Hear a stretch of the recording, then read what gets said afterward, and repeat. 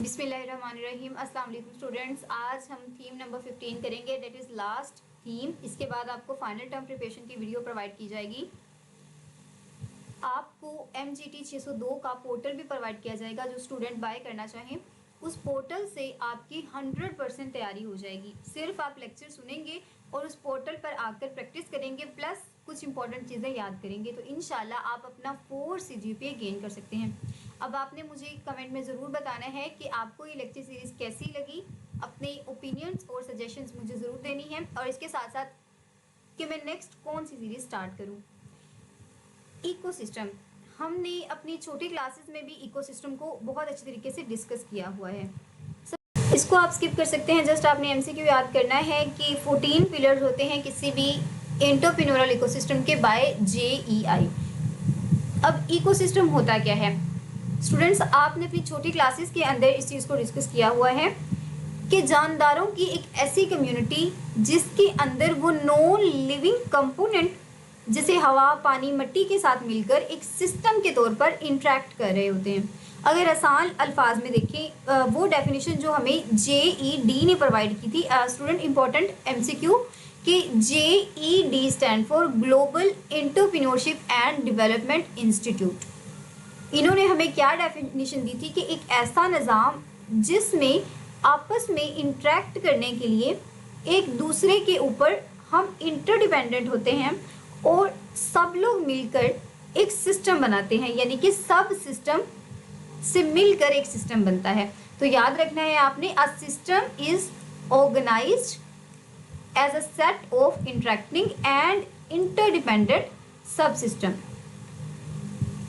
تو ایک eco system کے اندر ہمارے چھوٹے چھوٹے جو سسٹمز ہوتے ہیں وہ مل کر کام کر رہے ہوتے ہیں. مثال کے طور پر ہماری یونیورسٹی کے فیکلٹی ممبرز, اسٹوڈنٹ, کیمپسز کے جو ہمارے ڈفرینٹ سٹیز کے کیمپسز ہوتے ہیں, ہمارے کورس جو بھی ہمارے کورس ہوتے ہیں, اس کے علاوہ ہماری ڈگریز, یہ سب مل کر ایک ایکو سسٹم بناتے ہیں. دراصل ہم سب ایک ایکو سسٹم کے اندر ہی کام کر رہے ہیں. اس کا مطلب یہ ہے کہ آئسولیشن میں کام نہیں کر رہے, بلکہ ایک سسٹم یعنی کہ ایک انٹیگرل پارٹ ہونا بہت زیادہ ضروری ہے جو باقی تمام حصوں کو ایکول امپورٹنس دیتا ہے.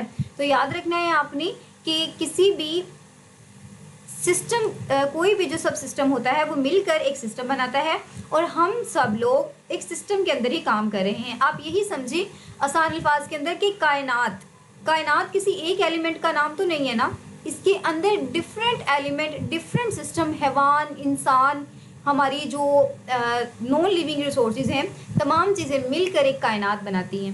تو سمپل سی اس کی ڈیفینیشن یہی ہے. تو اب ہماری جو ڈیفینیشن ایک اور دی گئی JED کی طرف سے, انہوں نے کہا کہ ایک entrepreneurial ecosystem socio economical level پر ایک ایسا ڈائنامک اور ایک ایسا ادارہ بن جاتی ہے جہاں پر تمام افراد اپنے ایٹیٹیوڈز, اپنی ابیلٹیز اور ایسپریشن کے تھرو آپس میں انٹریکٹ کر رہے ہوتے ہیں, جس سے نئے وینچرز کی تخلیق ہوتی ہے. آپریشنز کے ذریعے تمام جو ریسورس ایلوکیشن ہوتی ہے وہ کی جاتی ہے, پلس ہم خود کو کسی سیلف آرگنائزڈ, بہت اسکیلیبل جو ہمارے پاس ابیلٹی ہوتی ہے اور سسٹینیبل کوالٹیز کے اندر لائے کرتے ہیں یا اپنے اندر اس کو پریزرو کرتے ہیں. تو یہ تمام ہماری جو کوالٹیز ہیں وہ کس کے اندر آ جاتی ہیں؟ انٹرپرینیورل ایکو سسٹم کے اندر.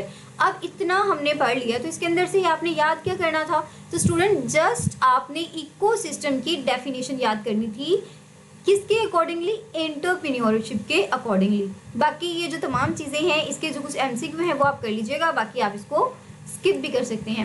نیکسٹ ہمارے پاس ہے, اب جتنا ہم نے اوپر پڑھا ہے, میرا نہیں خیال کہ آپ کو بہت اچھی طریقے سے یہ چیز سمجھ آئی ہوگی, کیونکہ یہ اتنی ٹف قسم کی ٹرمز یوز کی گئی تھی.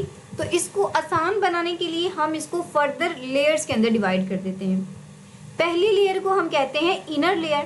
تو فرض کریں آپ ایک انٹرپرینیور ہیں جس کے پاس کچھ بنیادی موٹیویشنز, اس کے بیہیویئرز اور اس کی کیپیبلٹیز اور اس کی جو بھی ایسپریشنز ہیں وہ ہیں. تو یہ ہوتی ہے ہماری فرسٹ لیئر. یہاں پر آپ دیکھ سکتے ہیں یہ ہوتی ہے ہماری فرسٹ لیئر. اور مڈ لیئر کے اندر ہمارے کیا آ جاتے ہیں؟ ہمارے جو ارد گرد کے ڈائنامک فیکٹرز ہیں, لائک کسٹمر کا بیہیویئر, ہماری مارکیٹس اور ان کے ساتھ انٹریکشن. اور آؤٹر سائڈ پر ہمارا کیا آ جاتا ہے؟ ہمارا ایجوکیشنل سسٹم, ہماری گورنمنٹ, ہمارے corporate sectors, financial sectors and all of these things. تو ایسے ایک گول دائرہ سا بن جاتا ہے. پہلے ہم اپنی اکارڈنگلی دیکھ رہے ہوتے ہیں, مطلب اپنی ذات کو, پھر ہم اپنا تھوڑا سا اپنے ارد گرد کو, اور پھر ہم ہول کو دیکھ رہے ہوتے ہیں. تو that is a eco system.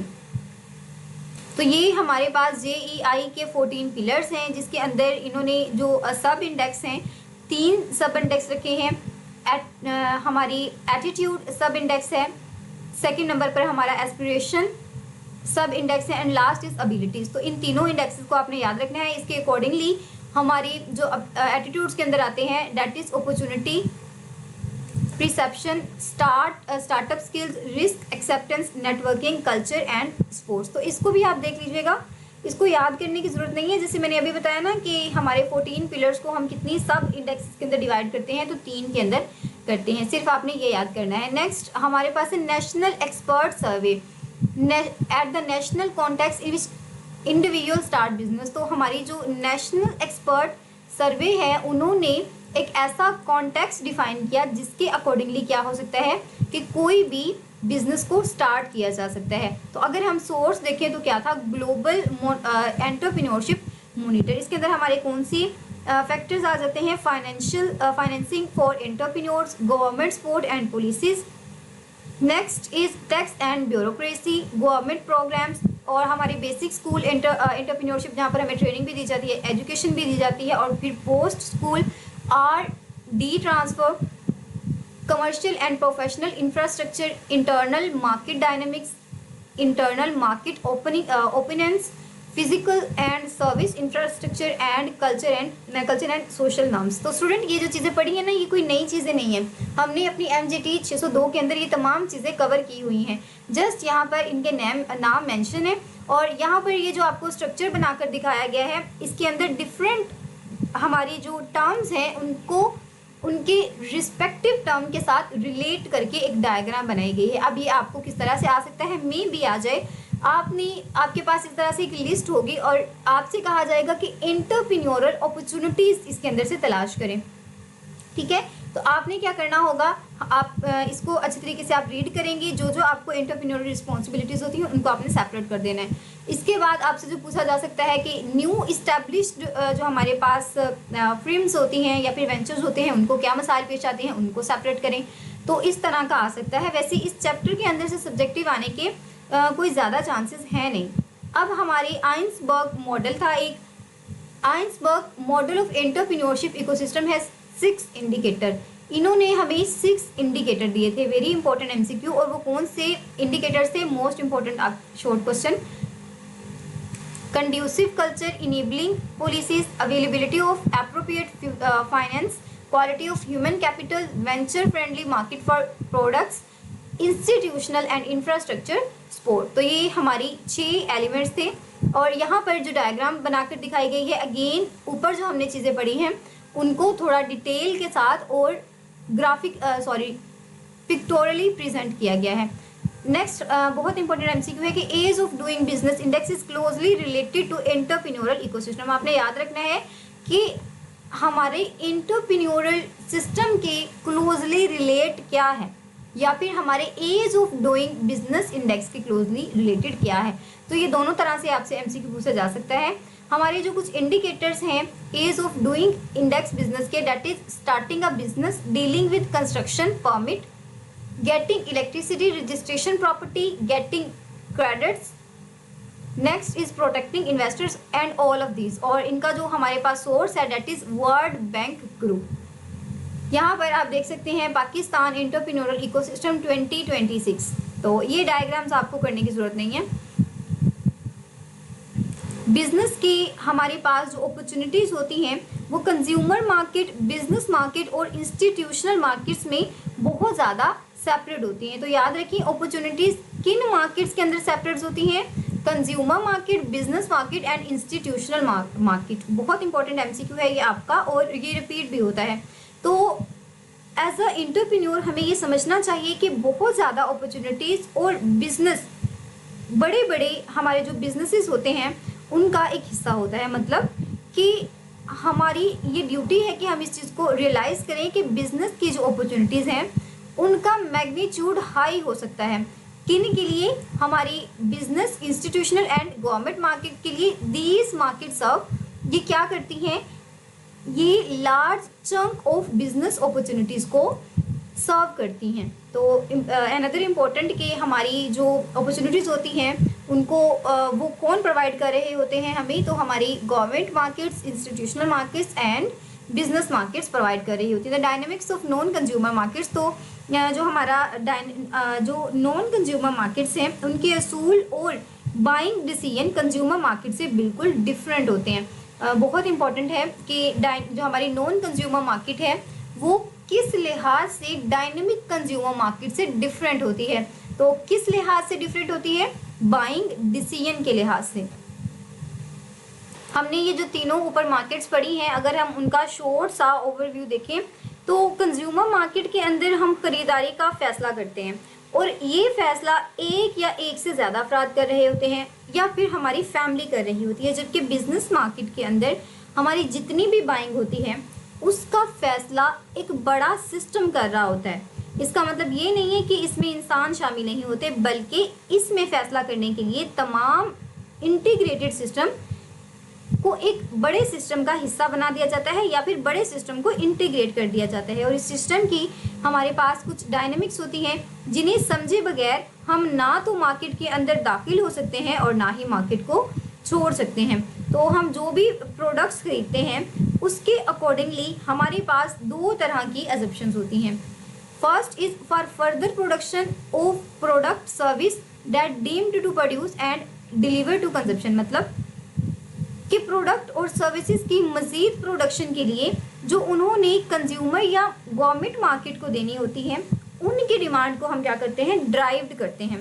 اور اس ڈیمانڈ کو اگر ہم ان دا ٹرم آف اکانومی دیکھیں تو that demand is called derived demand. پہلی اپروچ تو ہماری یہ ہوتی ہے کہ ہم اپنی اون کنزمپشن کو دیکھتے ہیں and second approach is a derived demand.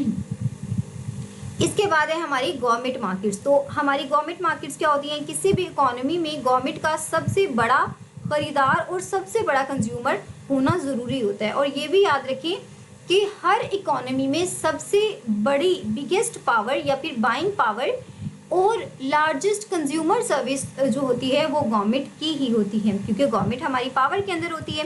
اس کے اندر وہ جو کام کر رہے ہوتے ہیں صحت کی سہولتیں، تعلیم کی، دفاع کی، اور اس کے علاوہ جو ہماری پولیسنگ ہوتی ہے، ہماری جو پولیسز ہوتی ہیں، ہماری ٹرانسپورٹیشن ہوتی ہے اور انفراسٹرکچرز. تو یہ اسپین آف سروسز ہوتی ہیں جو گورنمنٹ ہمیں پرووائڈ کر رہی ہوتی ہے.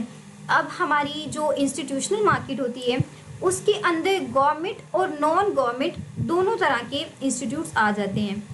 مطلب اس کے اندر ہماری جو پروفٹ اور نان پروفیٹیبل دونوں اسی کے ہاتھ میں ہوتی ہیں. کچھ ہم نے پڑھا تھا نا، کچھ ایسی چیزیں ہوتی ہیں یا کچھ ایسے ہماری وینچرز ہوتے ہیں جن کا مقصد پروفٹ کمانا نہیں ہوتا، اور کچھ ایسے ہوتے ہیں جن کا بیسک پرپز ہی پروفٹ کمانا ہوتا ہے. تو یہ جو دونوں ٹائپس ہیں وہ کس میں بلونگ کر رہی ہوتی ہیں؟ انسٹیٹیوشنل مارکیٹس کے اندر. اب یہاں پر آپ کو اگزامپل دی گئی ہے کہ ایک جیل میں قیدیوں کو سروس دی جاتی ہے، ٹھیک ہے. تو جیل کی تمام سروسز کے اندر ہماری صحت، ہماری خوراک، تعلیم، یہ تمام چیزوں کو سورس کرنا پڑتا ہے. اسی طرح پرائیویٹ اور پبلک ہاسپٹلز میں بھی ان مارکیٹ کو شامل کرنا پڑتا ہے. تو انسٹیٹیوشنل اور مارکیٹ اور گورنمنٹ کی جو ہماری بائنگ ہوتی ہے وہ بہت سسٹمیٹیکل اور پیرا رولز کو بہت سختی کے ساتھ یعنی کہ قانونی طور پر پابند کر کے پرفارم کی جاتی ہے. انہیں چیزیں خریدنے کے لیے ٹینڈرز اوپن کرنا پڑتے ہیں. اب اس چیز کو بھی آپ یاد کریں کہ ہماری جو انسٹیٹیوشنل یعنی کہ گورنمنٹ بائنگ ڈیسیژنز ہوتے ہیں ان کے لیے ہمیں ٹینڈرز کو اوپن کرنا پڑتا ہے. کس لیے؟ تاکہ ہم سورسنگ کر سکیں اور بائنگ کر سکیں. انسٹیٹیوشنل مارکیٹ جیسے ہماری پبلک لمیٹڈ کمپنیز بھی اپنے اسٹیک ہولڈرز کو ٹرانسپیرنسی دکھانے کی ذمہ دار ہوتی ہیں. اب یہ دیکھیں اسٹوڈنٹس، ٹینڈر، اب ہم نے اوپر لفظ یوز کیا نا ٹینڈر. اب یہ ٹینڈر ہوتی کیا بلا ہے؟ تو ٹینڈر ہمارے پاس ایک بگیسٹ سائنس ہے، ایک بگ سائنس ہے جس کے اندر ہم کیا پڑھ رہے ہوتے ہیں، جس کو ضرورت ہوتی ہے مارکیٹ انٹیلیجنس کی اور انفارمیشن سیکنگ کی. تو یاد رکھنا ہے ٹینڈر کے اندر کون سی دو چیزیں ہوتی ہیں؟ Market intelligence and information seeking. اور اس کے اندر ہم کیا کرتے ہیں؟ ٹینڈر کے اندر ہم اپنی پری پوسٹ ریکوائرمنٹس کو رکھتے ہیں یعنی ہماری جو بھی ہماری میل پریکٹسز ہوتی ہیں ان کا جو ایلیمنٹ ہوتا ہے وہ بھی اس کے اندر آ جاتا ہے. جو بھی ہمارے فلاز ہوتے ہیں ان کو ہم کریک کر سکتے ہیں کس کے تھرو؟ اپنے ٹینڈرز کے تھرو. اور یہ جو کریکس ہوتے ہیں وہ کس فیکٹس کے تھرو ہوتے ہیں؟ ہمارے ریئل اور ریلیٹڈ مارکیٹ کے تھرو ہم ان کریکس کو پرفارم کر سکتے ہیں. اس کے بعد جو ہماری امپورٹنٹ چیز ہے ہم نے یہ بھی ڈسکس کر لیا کہ ہم اپنی میل جو پریکٹسز ہوتی ہیں ان کو بھی ٹریگر کر سکتے ہیں. Ideally you need to focus on quality and pricing. تو آئیڈلی آپ کو کوالٹی اور قیمت پر فوکس کرنا چاہیے اور مارکیٹ کی صحیح معلومات تیزی کے ساتھ حاصل کرنی چاہیے. تو آپ نے یاد رکھنا ہے کہ یہ بھی آ جاتا ہے کہ ideally you need to focus dash. تو ڈیش کے بعد آپ کیا لگائیں گے؟ Quality and pricing. نیکسٹ ہے ہمارے پاس کہ ایک اسٹارٹ اپ کے لیے یہ جاننا اہم ہے کہ وہ کنزیومر، بزنس اور گورنمنٹ تمام مارکیٹس کو بہت افیکٹولی اور بہت ایفیشینٹلی ٹارگیٹ کر سکتا ہو. ہم نے یہ چیز بار بار پڑھی ہے کہ آپ جو بھی کرنے جا رہے ہوں پہلے آپ نے اس کے بارے میں انفارمیشن ضرور لینی ہے. آپ نے اس کی جو قانونی میکانزم ہے اس کی اپروچ کو بھی حاصل کرنا ہے. تو شروع میں ایک اسٹارٹ اپ کی جو ٹاپ پریورٹی ہوتی ہے وہ اپنی سیلز، مارکیٹ شیئر اور انویسٹمنٹ پر ریٹرن کو بڑھانا ہوتی ہے. تو آپ نے یہ چیز ڈسکس کی ہوئی ہے پہلے بھی. ہم نے اسٹارٹنگ آف دا لیکچرز میں یہ چیز پڑھی تھی کہ ہمارا کیا فوکس ہوتا ہے کسی بھی اسٹارٹ اپ کا کہ وہ اپنی کس کو بڑھائے؟ سیلز والیوم کو، مارکیٹ شیئر کو اور ریٹرن آن انویسٹمنٹ کو. تو B2C اور ہماری ایک اور جو ٹرم آتی ہے B2C اینڈ B2B، یہ دو مارکیٹس ہیں جو بہت زیادہ اسٹرانگ ہیں. In other words B2C market کے فریمز اپنے مارکیٹ شیئرز اور سیلز کو جو بھی ان کے مسلز ہوتے ہیں، مطلب ان کی جو قوت ہوتی ہے ان کو بلڈ کرتی ہے اور اپنے پورٹ فولیو کے اندر B2B مارکیٹ کو بھی شامل کر لیتی ہے. یاد رکھیں B2C اور B2B کو ڈیل کرنا بالکل ایک الگ چیزیں ہیں. یہ آپ نے MGT 401 میں جا کر پڑھنا ہے. ان دونوں مارکیٹ کا ہم نے بہت اچھے طریقے سے انالیسس کرنا ہے. ان کی سیلز، مارکیٹنگ، ان کی جو ریسورسنگ ہوتی ہے، پرائسنگ ہوتی ہے اور ان کی ریکوری کی جو اسٹریٹجیز ہیں وہ بالکل مختلف ہوتی ہیں. لیکن یہ ایک آزاد یعنی کہ ایک لبرٹی قسم کی مارکیٹس ہوتی ہیں. اگر B2B یہ کوئی بھی مسئلہ پیش آتا ہے تو وہ B2C کی طرف سوئچ کر سکتے ہیں اور اسی طرح اس کا الٹ بھی ہے. تو اب یہ دو چیزیں ہم نے ڈسکس کر لی کہ یہ دونوں آپس میں ڈیل تو کرتی ہیں، یہ اپنی مسلز پاور کو بلڈ کرنے کے لیے ایک دوسرے کے ساتھ ڈیلنگ تو کر رہی ہوتی ہیں، لیکن یہ دونوں مختلف چیزیں ہیں، totally different in term of their volume and return on investment plus servicing recurring, but یہ دونوں مل کر کام کر سکتی ہیں. اور اسی طرح ہم نے اس کا یہ بھی دیکھا تھا نا کہ جس طرح ہم B2C B2B کے اندر مرج ہو سکتی ہے، اس کا الٹ بھی پاسبل ہوتا ہے. تو جب آپ گرو کر رہے ہوں تو آپ کو اپنا مارکیٹ شیئر بڑھانے کے لیے انسٹیٹیوشنل اور گورنمنٹ مارکیٹس کو اپروچ کرنا پڑتا ہے. تو نیکسٹ ہمارے پاس ہے ایتھکس. تو ایتھکس تو ہم نے بہت زیادہ پڑھا ہوا ہے.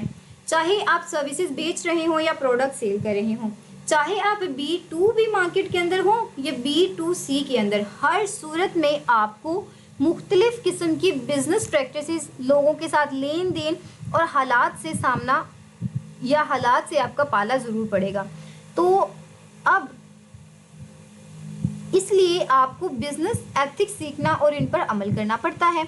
اگر آپ بزنس ایتھکس پر عمل ہی نہیں کریں گے تو آپ کی جو پریکٹسز ہوں گی وہ خراب ہو جائیں گی یا پھر آپ برے کاموں میں پڑ جائیں گے اور آپ کو جو شارٹ ٹرم فائدہ تو مل جائے گا لیکن مارکیٹ کے اندر آپ لمبے عرصے تک سسٹین نہیں کر سکتے. تو کوئی بھی، چاہے وہ کوئی وینچر ہو، چاہے وہ کوئی رشتہ ہو، چاہے وہ کوئی بھی ایکسپیکٹ ہو، جو ہماری لائف کا کوئی بھی ایسپیکٹ ہو، اس کے اندر جو ایتھکس ہوتے ہیں وہ بہت زیادہ ضروری ہوتے ہیں. اب یہاں پہ بزنس ایتھکس کی بات ہو رہی ہے تو ویسے ہم دیکھتے ہیں کہ ایتھکس ہوتے کیا ہیں. یہ ہمارے علم کی وہ برانچ ہوتی ہے جو لوگوں اور معاشروں کے ساتھ ڈیل کرنے کے لیے ہمیں مورل پرنسپلس کا بتاتی ہے، وہی جو ہمارے اخلاقیات سبق ہوتے ہیں. تو اسی کے اکارڈنگلی اگر ہم بزنس ایتھکس کو دیکھیں تو یہ ایک کنٹروورسل سبجیکٹ ہے. اس کے حوالے سے ہماری مناسب کاروباری پالیسیاں اور پریکٹسز جو ہوتی ہیں ان کو ہم اسٹڈی کر رہے ہوتے ہیں. مثال کے طور پر کیا کیمیکل فیکٹری کا جو ویسٹ ہے وہ ماحول کو آلودہ کرے گا؟ تو اگر ہم دیکھیں تو ایگزیکٹلی وہ کرے گا. تو یہ بزنس کا ایتھک ہے. بزنس کے ایتھکس کے اندر بات آ جاتی ہے کہ ہم انوائرمنٹ کو نقصان نہ پہنچائیں. اب ان بحثوں سے ہمارے پاس کچھ بڑے بڑے ایشوز بھی آتے ہیں. ہماری جو کچھ پاور کے اندر بہت سارے جو انسٹیٹیوٹس ہوتے ہیں یا پھر ہمارے گورنمنٹ جو ہماری کارپوریٹ گورننس ہوتی ہے یا ان سائڈ ہماری جو ٹریڈنگ ہوتی ہے بربری ہوتی ہے اور اس کے اندر ہماری جو ڈسکریمنیشن ہوتی ہے اور سوشل رسپانسبلٹیز اینڈ